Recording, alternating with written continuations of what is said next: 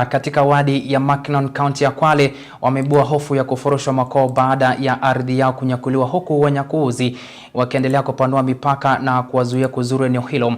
Kulingana na Changoti Lungwe, mmoja wa wakazi eneo hilo, ardhi hiyo imenyakuliwa kwa awamu tatu ya hivi karibuni, ikiwa mwaka wa 2023 ambapo sasa kituo cha masomo ya chekechea eneo hilo kiko katika hatari ya kubomolewa. Ni katika kijiji cha Egu Kalinga katika wadi ya Mackinnon kaunti ya Kwale.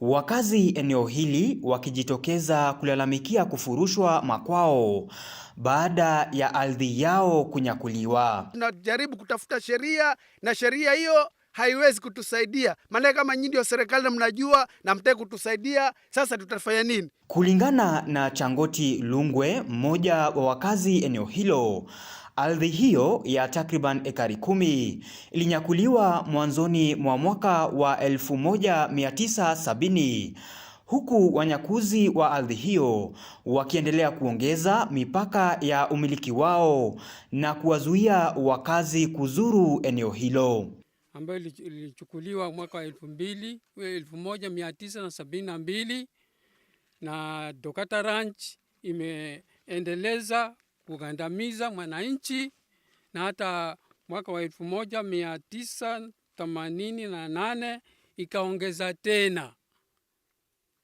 baada ya ile kunyakuliwa kwa kwanza, ikaongeza tena, na mwaka wa 2023 ikaongeza tena, na haya mambo yameendelea, na hivi sasa tuna huzuni, tunalilia haki yetu. Juzi mwezi huu wa 12 tarehe 16 wakaja jeshi usiku kwangu nyumbani, wakagonga mlango, wanasema mama fungua. Nikasema kuna nini hata nifungue? Kwa hii ni nyumba yako wewe, kwanza hu bwana yangu. Akasema mama fungua, mama utaumia.